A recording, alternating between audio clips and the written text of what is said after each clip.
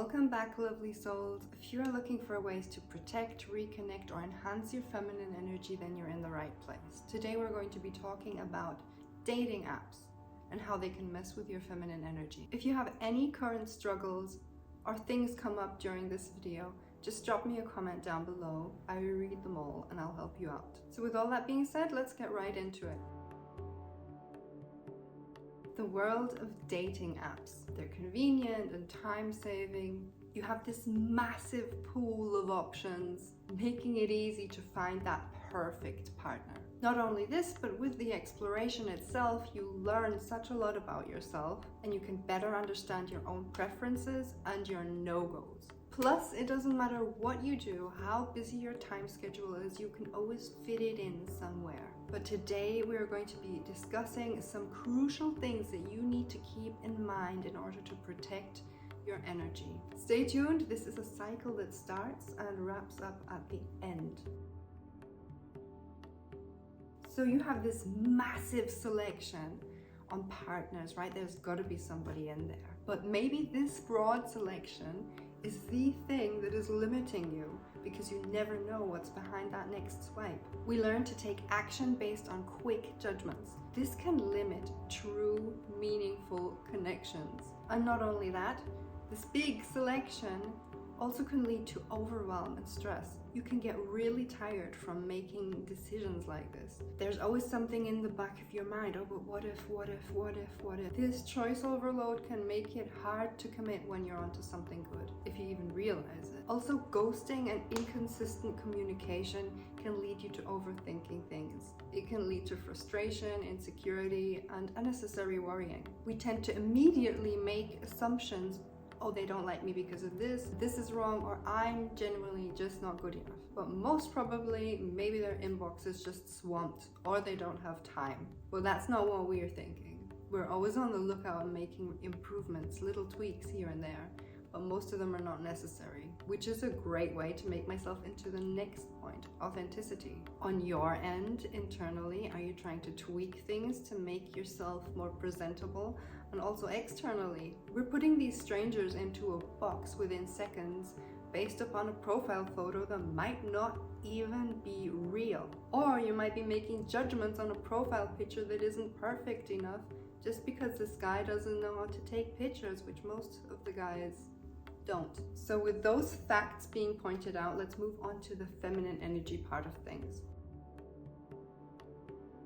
Number one, you need to make sure that these dating apps don't take your connection away from your own intuition. The fast-paced interaction can make you more focused on external validation, pulling you away from that inner voice, from your true self.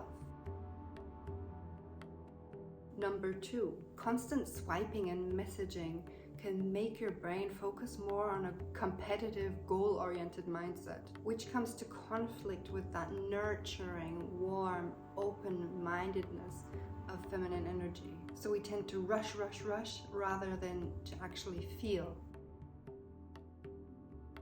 Number three, be aware that this doesn't swallow your emotional depth because you are interacting on this thin surface, which stops you kind of from allowing these deeper emotional connections, stifling that natural flow of your vulnerability, openness, and the receptive nature of feminine energy, which is the ability to receive talents and interests and values of other beings, because there's no time for all that. So this is a thing that you can focus on, being open to receive the true value of a person, going directly in with very deep questions.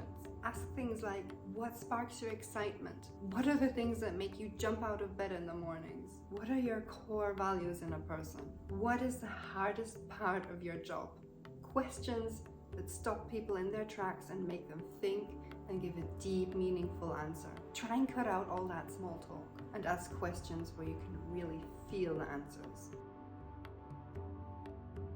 Number four, Make sure that you don't fall into the trap of seeking validation.